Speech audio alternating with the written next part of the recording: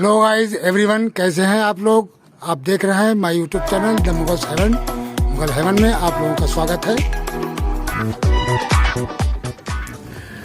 तो साथियों, आज एक हम ऐसा प्लांट लगाने जा रहे हैं कि जो गार्डन में बहुत कम लगाया जाता है, और वैसे तो नर्सरियों में मिल जाता है, लगाते हैं लोग इसको, लेकिन बहुत कम तादाद में लगाते हैं गमलों के अंदर, क्योंकि ये लगभग फलदार पौधा है और ये थोड़ा जैसे नींबू खट्टा होता है, तो इसी तरीके से ये फल भी काफ़ी खट्टा होता है। लेकिन ये मेडिसिन पौधा है और ये काफ़ी यूज़ में लिया जाता है।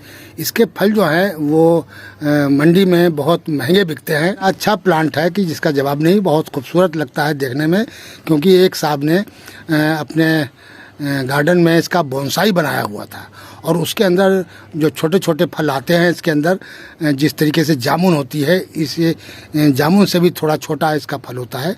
और बोनसाई को देख के मेरा भी दिल चाहा कि मैं भी इस प्लांट को अपने गार्डन में लगाएं, और तो इस वजह से हमने, हमारे एक पड़ोस के हैं, वो गांव से ताल्लुक़ रखते हैं, तो वो उनसे हमने कहा, तो वो अपने गांव से लाके उन्होंने 2 प्लांट हमको लाके दिए। तो आज हम उसकी साथियों रिपोर्टिंग करेंगे, तो आप लोगों के साथ शेयर करेंगे। तो ये है वो प्लांट करौंदे के ये प्लांट हैं, और ये नर्सरियों में मिलने लगे हैं अच्छे खासे। ये छोटा प्लांट जो है वो 60 रुपए का दे रहे हैं, और थोड़ा इस साइज़ का प्लांट जो है वो 80 से 100 तक का देते हैं। तो हमने ये है गांव से मंगवाए हैं अपने, तो इनको हम अपने पॉट में लगाएंगे। ये हमने पॉट सेलेक्ट करे हैं, 2 पॉट, और इनमें दोनों में अलग अलग लगा के 1 आध साल के बाद जब ये अच्छी ग्रोथ पकड़ लेंगे सही तरीके से, फिर हम इनको अच्छे सेलो पॉट में लगाकर इनका बोनसाई बनाएंगे।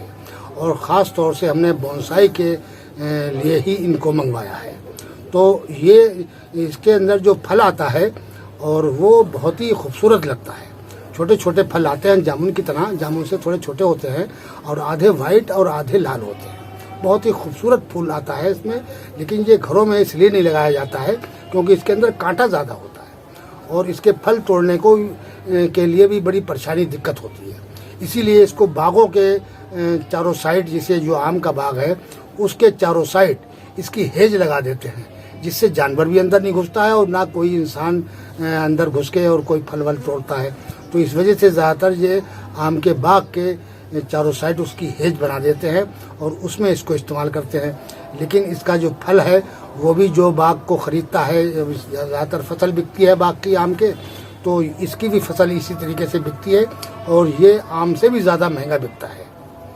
यानी आम से लगभग डबल कीमत पे ये मंडी में बिकता है, क्योंकि ये सब्जी में भी इस्तेमाल होता है। सब्जी तो इसकी नहीं बनती है, लेकिन इसको जैसे चटनी वगैरह पीस लिया आपने, उसमें डाल दिया आपने 1 आध पीस, या आपने इसका अचार बनाया, तो ज़्यादातर इसका अचार बनाया जाता है और अचार में ये यूज़ किया जाता है। तो अचार इसका बहुत ही शानदार बनता है, बहुत ही टेस्टी अचार बनता है। तो इसी वजह से ये इतना महंगा है।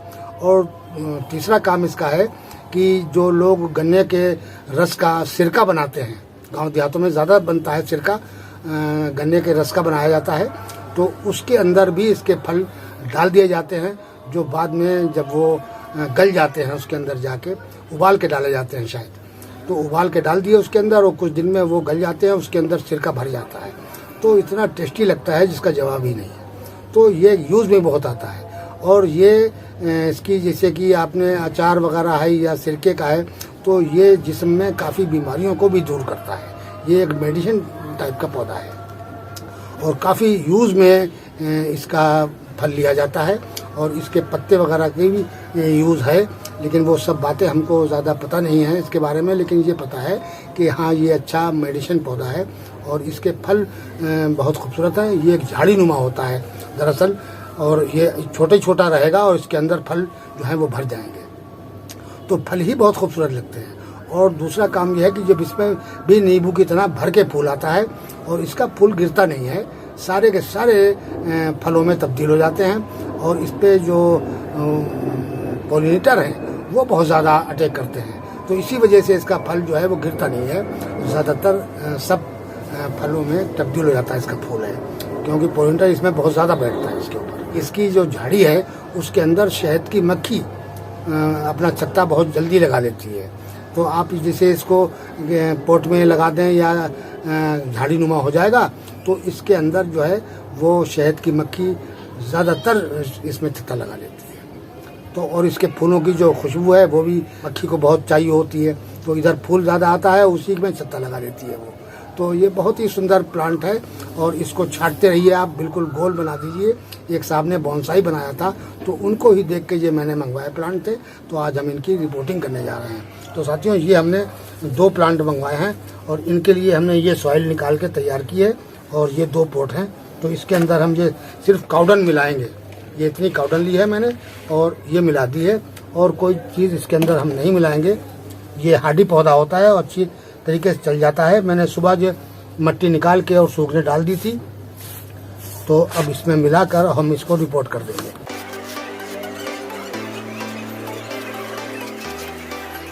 इसी इतनी गोबर की खाद में ये काफ़ी अच्छी ग्रोथ करेगा ये, क्योंकि हमें बहुत ज़्यादा इसमें नाइट्रोजन रिच खाद नहीं देनी है, क्योंकि बढ़ाना नहीं है ज़्यादा, बस झाड़ी नुमा बना रहे ये, यही इसके लिए काफ़ी है।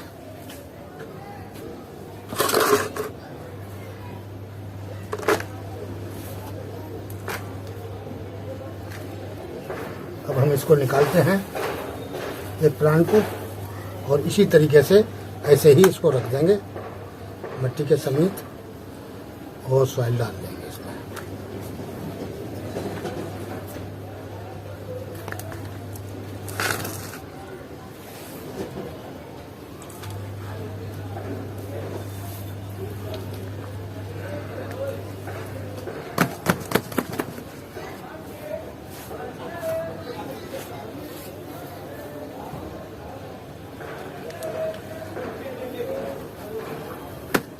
ये इस तरीके से हम दोनों प्लांट रिपोर्ट कर लेंगे।